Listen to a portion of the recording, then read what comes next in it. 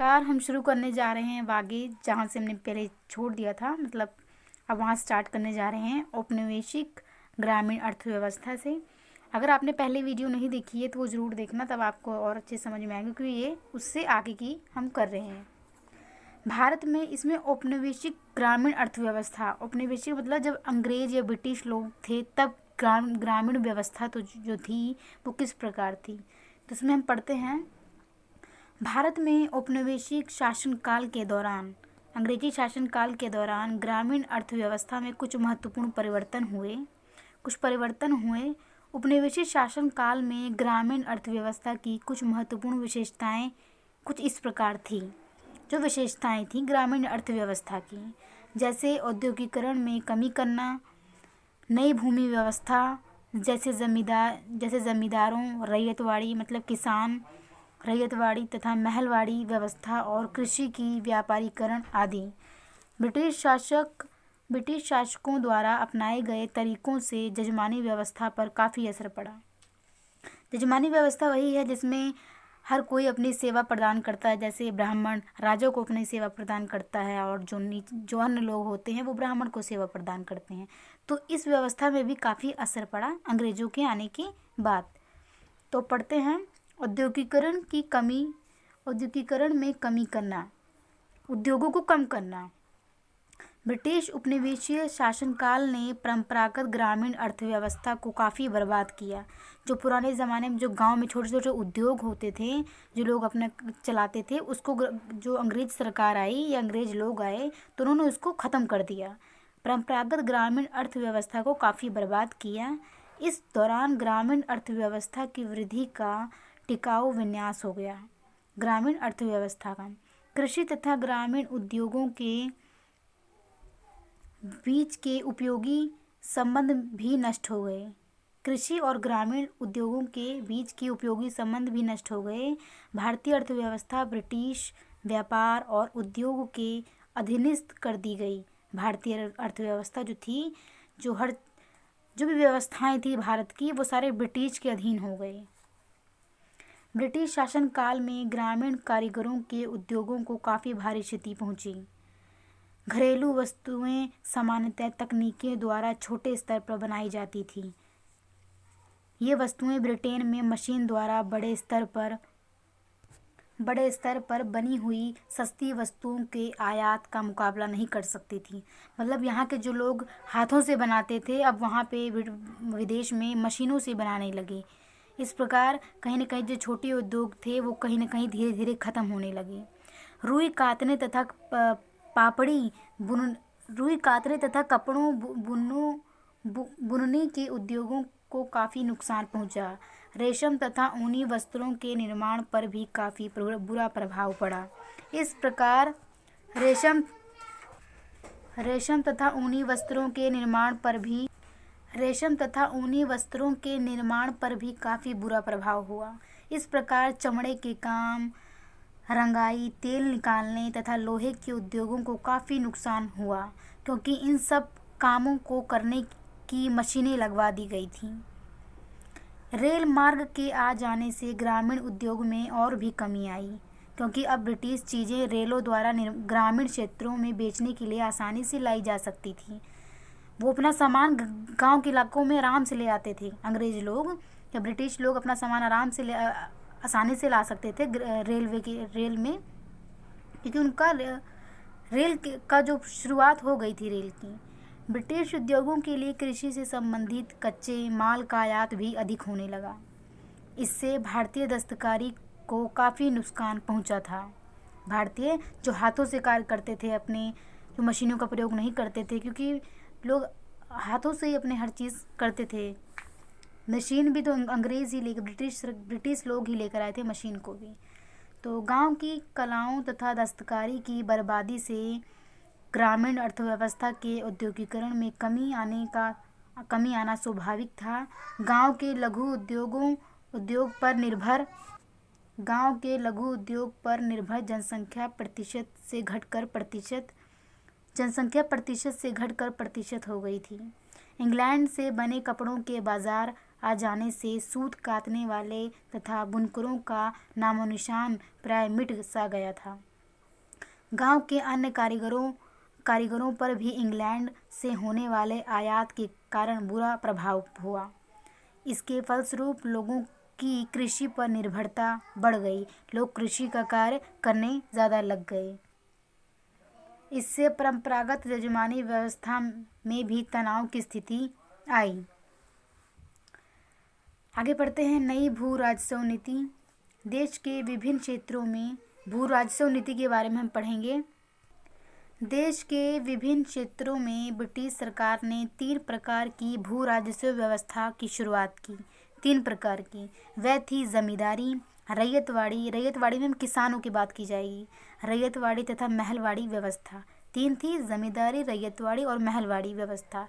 कहने को तो ये 3 तरह की व्यवस्थाएं थी, परंतु इन सभी व्यवस्थाओं का परिणाम समान था। जो उनके रिजल्ट निकलते थे वो समान होते थे। यहाँ 3 व्यवस्थाओं के संक्षिप्त वर्णन से आपको ये स्पष्ट हो जाएगा कि इनके अंतर्गत जमींदारों का ये शोषक वर्ग उभरा, जिसके कारण किसान वर्ग निर्धन हो गए।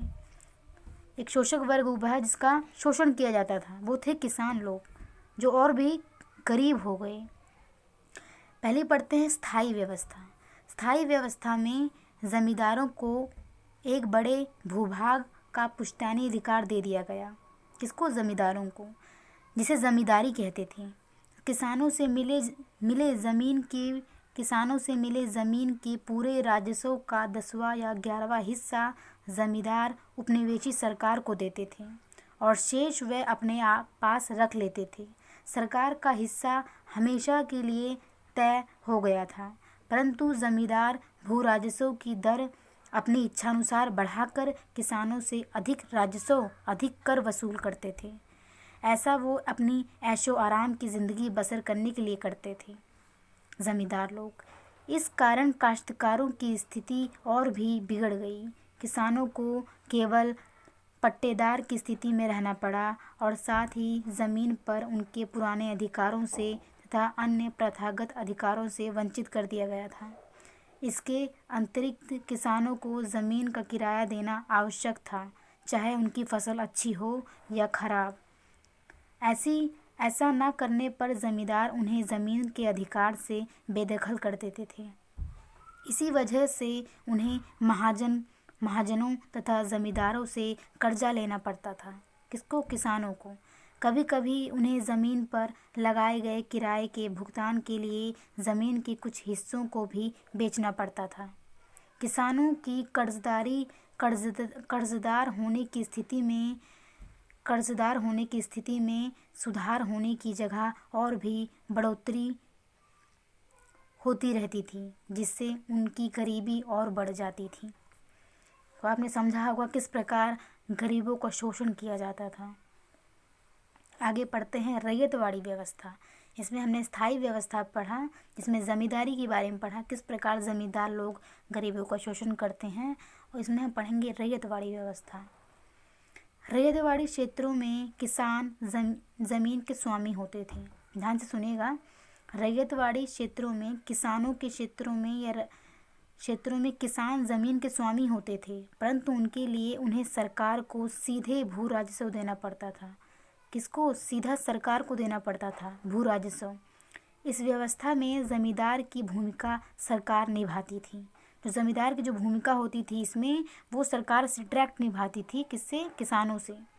भू राजस्वों की दरों में समय समय पर बदलाव किया जाता था और इसके बढ़ने से किसान महाजनों के कर्ज के चक्कर में फंस जाते थे।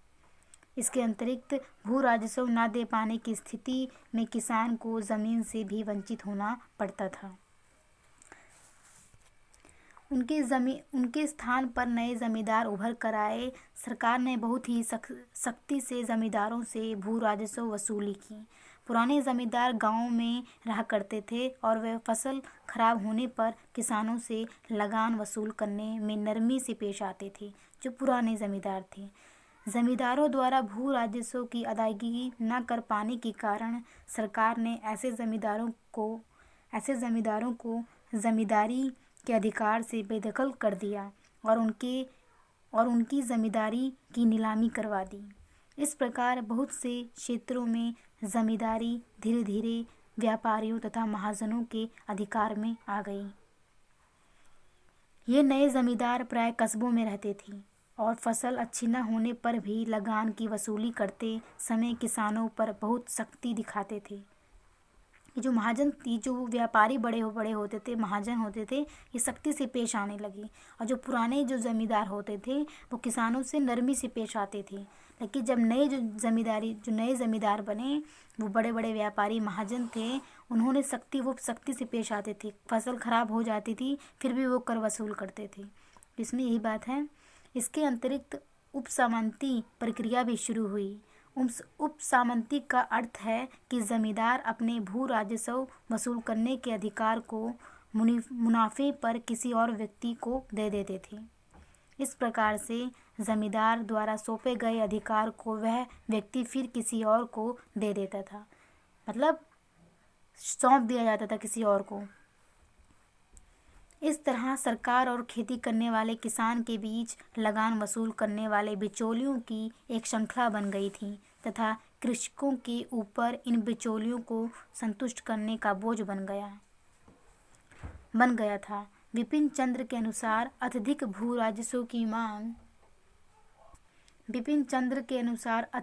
राजस्व की मांग जमींदारी व्यवस्था में बढ़ोतरी तथा खेतीहरों के बढ़ते हुए कर्ज और गरीबी के कारण भारतीय कृषि की गति मंद हो गई और उनमें भारी गिरावट आई, जिससे प्रति एकड़ पैदावार में कमी आई।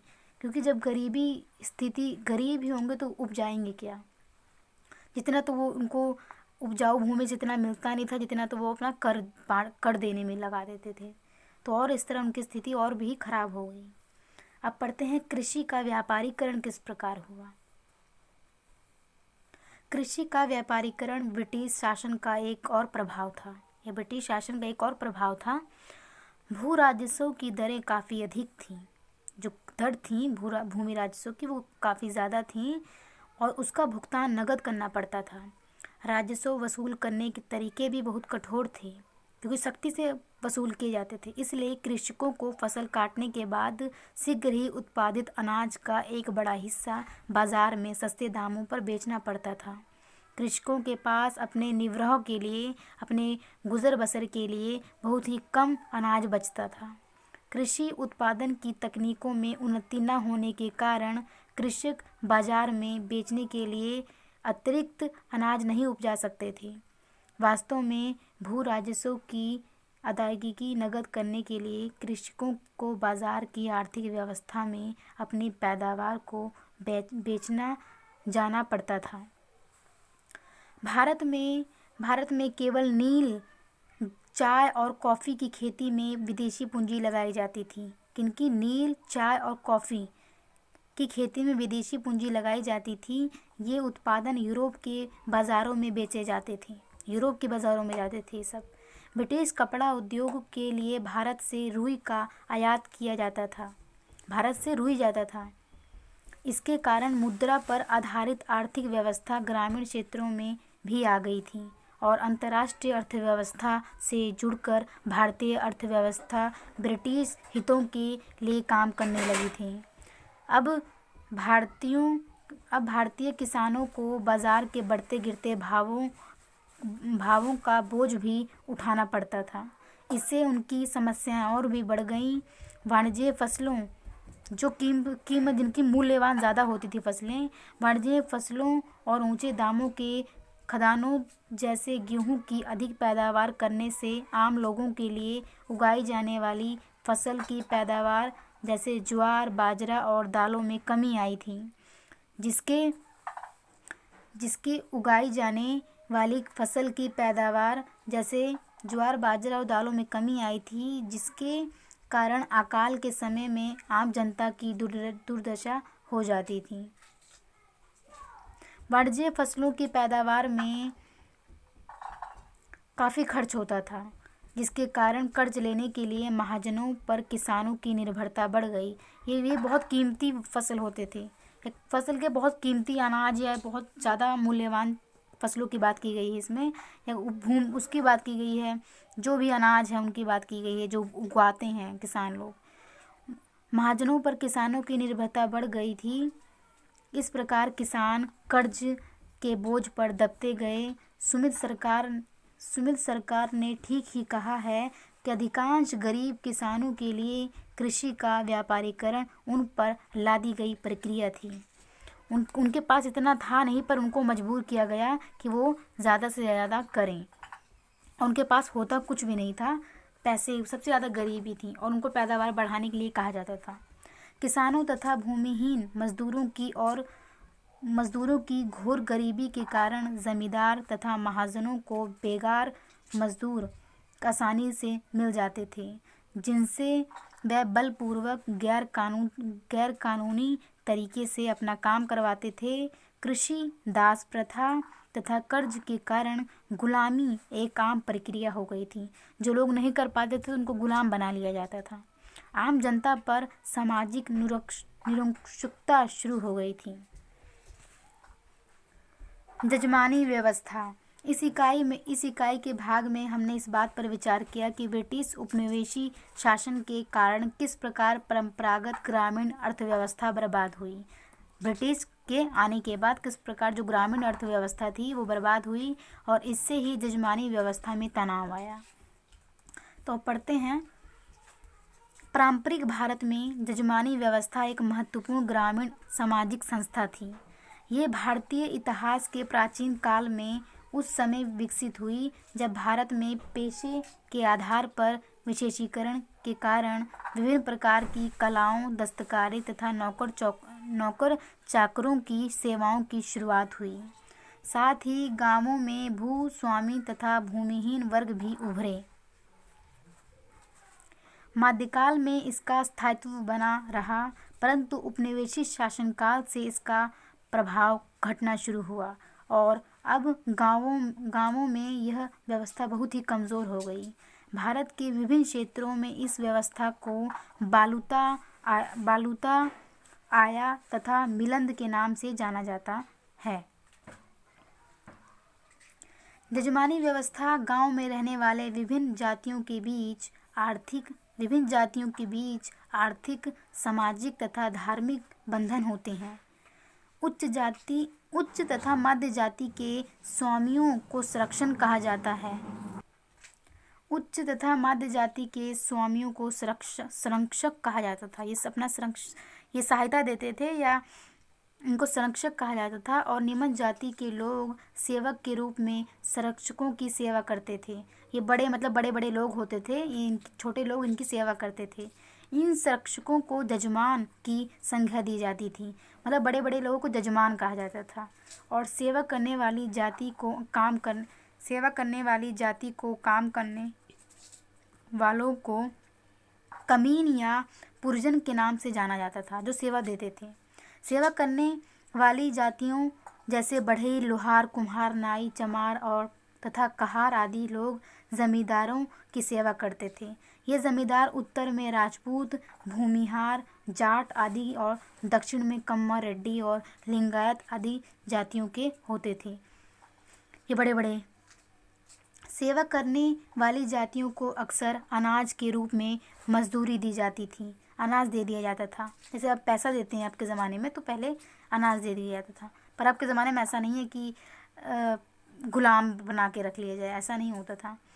ऐसे सेवकों को अन्य प्रतिदानों का हकदार माना जाता था, जैसे कि घर के लिए मूर्त जमीन।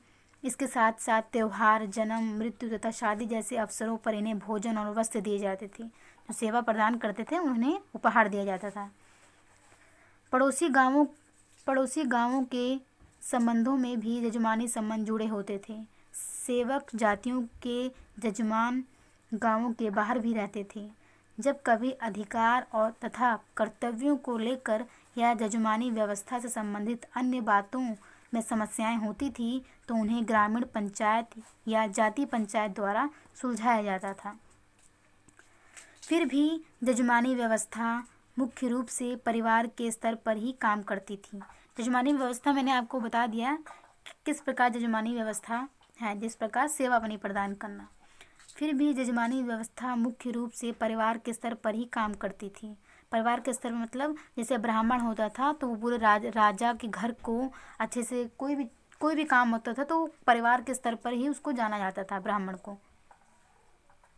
गांवों के सभी परिवार एक स्थायी, पुश्तैनी, निजी परिवार से परिवार तक निजी और विभिन्न बंधनों से जुड़े होते थे।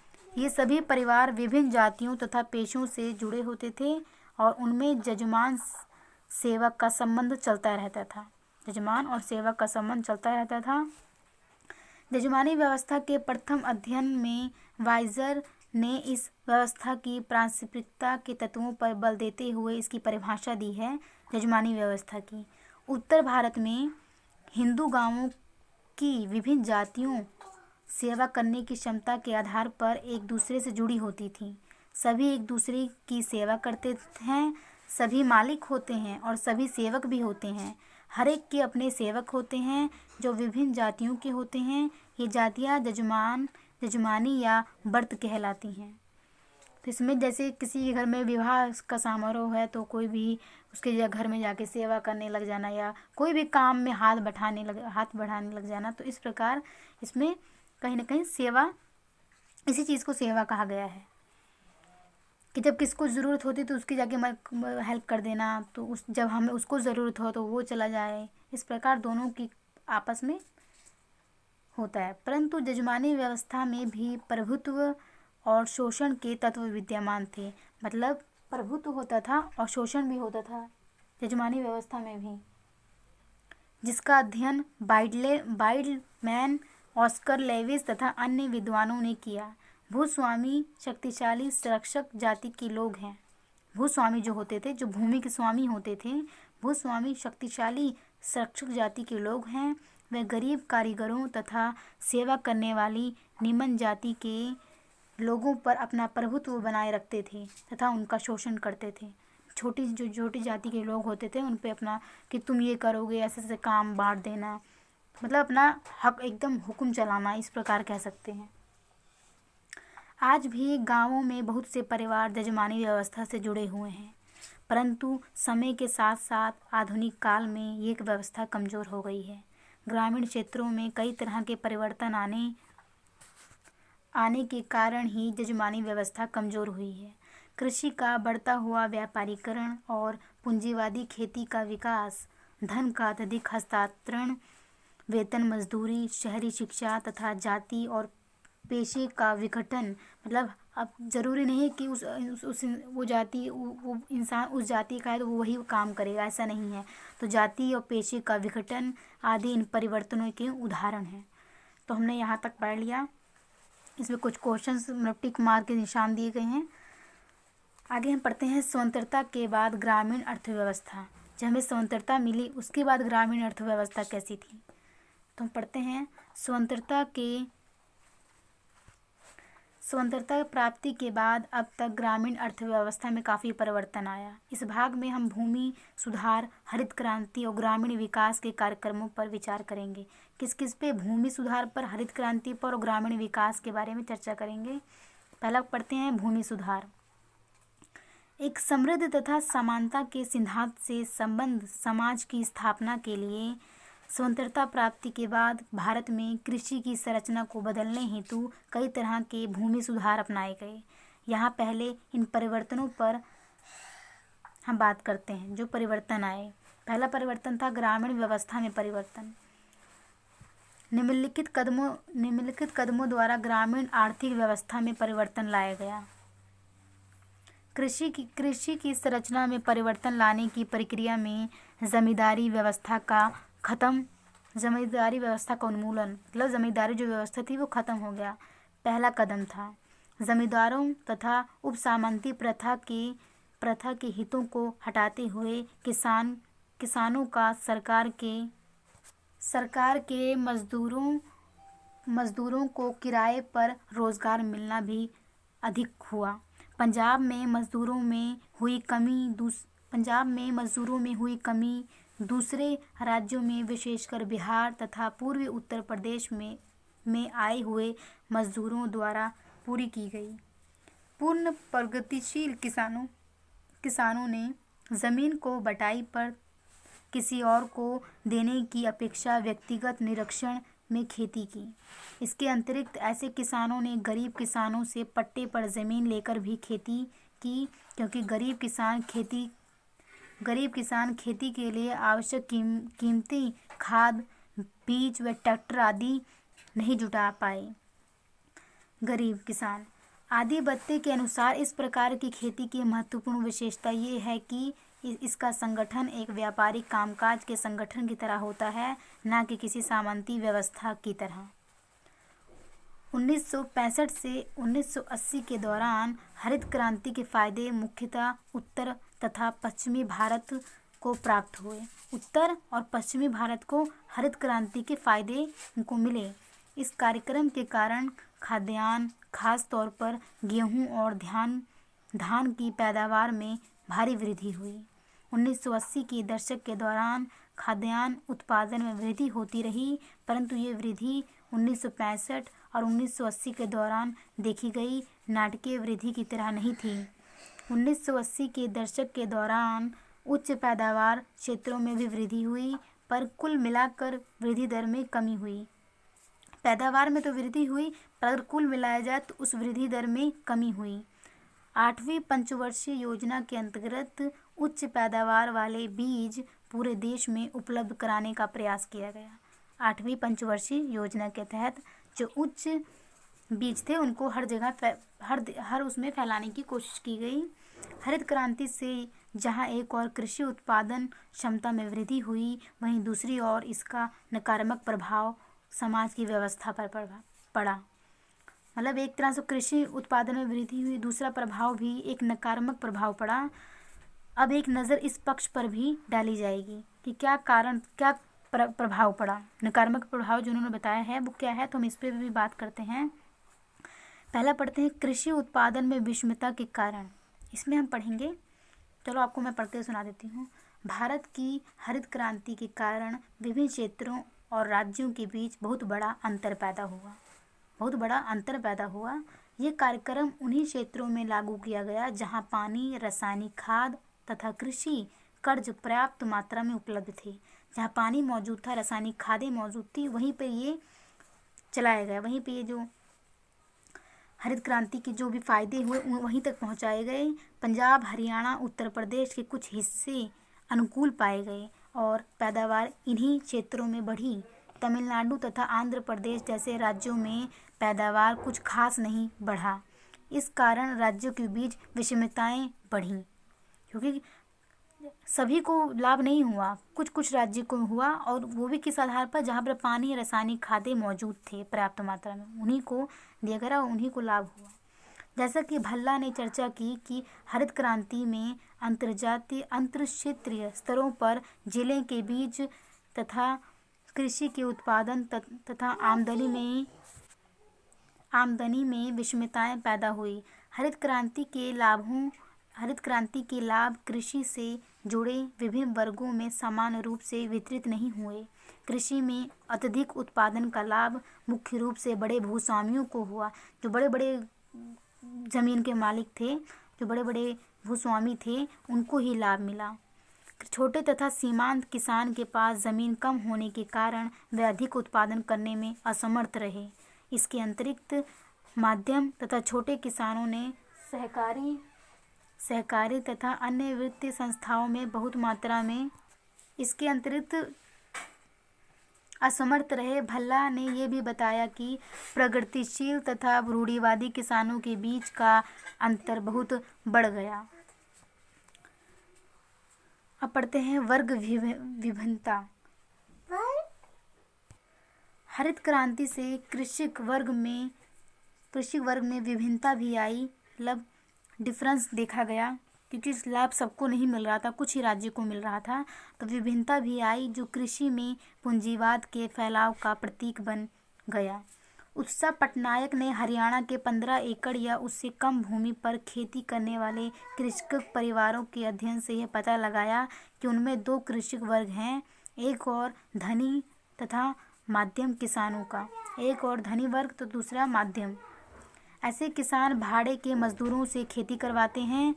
दूसरी और ग्रामीण गरीब वर्ग है, जिसमें सभी अतिरिक्त छोटे तथा गरीब किसान हैं। पहला वर्ग बड़ी मात्रा में घरेलू संपत्ति का मालिक है। पहला जो वर्ग है वो बड़ी मात्रा में घरेलू संपत्ति का मालिक है। आधुनिक कृषि के लिए आवश्यक तकनीकों के प्रयोग पर अपना एकाधिकार जमा चुका है। हर चीज़ें वो यूज़ कर पा रहा है और अपने उत्पादन का अधिकांश हिस्सा बाज़ारों में बेचता है। जो अमीर है किसान। दूसरी ओर छोटे व निर्धन किसान के पास घरेलू संपत्ति बहुत कम मात्रा में होती है। उनके पास परंपरागत पशुधन तथा कृषि के औजार होते हैं। मतलब पशुधन होते हैं जो टेक्नोलॉजिकल होते हैं, ट्रैक्टर वैक्टर वो सब नहीं होते हैं। तो पशुधन होते हैं, जैसे बैल की बात की जाए, पशुधन और कृषि के औजार होते हैं जैसे हल। वह अपनी फसल का केवल 1/3 बाजार में बेच पाते हैं। इस प्रकार नई तकनीकी बड़े भूस्वामियों के लिए लाभप्रद होती है और छोटे किसानों को इसका लाभ पूरी तरह नहीं मिल पाता। तो आप समझ गए होंगे किसके बाद किसको लाभ मिल रहा है, किसको नहीं मिल रहा है। इसमें भी किसानों में भी बड़े और छोटे की बात आ गई है, क्योंकि किसी को लाभ मिल रहा है, कोई अमीर है तो उसको ज़्यादा वो लाभ कमा रहा है, अच्छा खासा बेच पा रहा है अपने। तो आगे पढ़ते हैं। बड़े किसानों को हरित क्रांति का लाभ तो मिला बड़े किसानों को, साथ में उन्होंने ग्रामीण विकास योजनाओं का भी पूरा फ़ायदा उठाया। ग्रामीण विकास जो योजनाएं होती हैं जो सरकार चलाती है ग्रामीण लोगों के लिए, वो अपना उठाते हैं उससे लाभ। छोटे किसान तथा कृषि मजदूरों को आज़ादी के 5 दशकों के बाद भी केवल गरीबी और बेरोजगारी ही मिली। ग्रामीण क्षेत्रों में रहने वाले धनिकों तथा गरीबों के बीच की खाई वास्तव में कम होने की जगह बढ़ गई है। तो आप समझ पा रहे होंगे कैसी हमारी सिचुएशन है, अभी भी ऐसी है, अभी कोई बदला नहीं है ज़्यादा। भूमि संबंधों, पूंजी संचय और वेतन मजदूरों के अस्तित्व और उसमें वृद्धि के संदर्भ में किए गए पंजाब की आर्थिकी के एक अध्ययन में दिखाया गया है कि पंजाब में पूंजीवादी का फैलाव हुआ है। पंजाब में जो पूंजीवादी का फैलाव हुआ है। भूमि संबंधों के विषय में गिल का निष्कर्ष है कि 20 एकड़ से अधिक भूमि वाले किसान केवल 10% हैं। ये किसान कुल भूमि के 37% से अधिक भाग के मालिक हैं। 37% से अधिक मालिक हैं भाग के।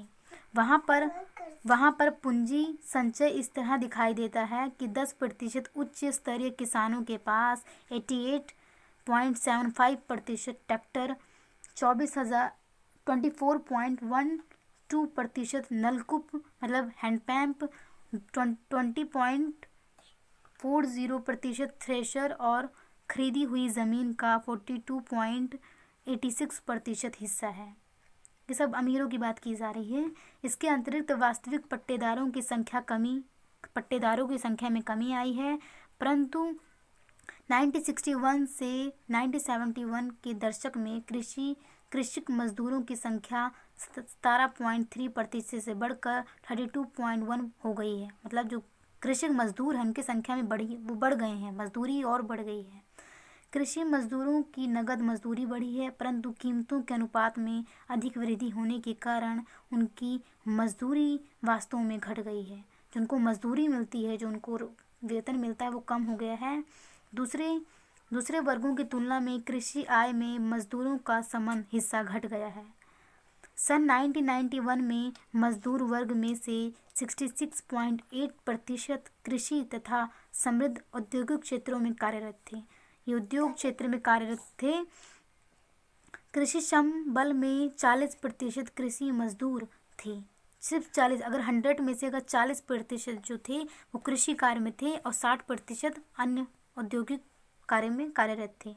2001 की जनगणना के अनुसार कुल श्रम बल में से 26.7% कृषि मजदूर हैं। लगभग 70% जनसंख्या कृषि क्षेत्र पर अपनी रोजी रोटी के लिए निर्भर है। अब देख लीजिए कि कहाँ पहले 40 था, अब हो गया 70 जो रोजी रोटी के लिए निर्भर है। तो हम यहीं समाप्त करते हैं। ये क्वेश्चन दिए गए हैं, तो हम अगला पार्ट हम बाद में करेंगे, नेक्स्ट वीडियो में करते हैं। बहुत ही कम बचा है, आज के लिए इतना ही। Thank you so much. अगर आपको समझ में आया हो तो अच्छी बात है, नहीं आप दोबारा देखिएगा और लाइक कीजिएगा ताकि मुझे भी मोटिवेशन मिले कि आपको समझ में आ रहा है। और जहाँ ज़्यादा से ज़्यादा अपने दोस्तों, अपने फ्रेंड्स तक पहुँचाइए ताकि उनको भी लाभ मिल सके जैसे आपको मिल रहा है। Thank you so much.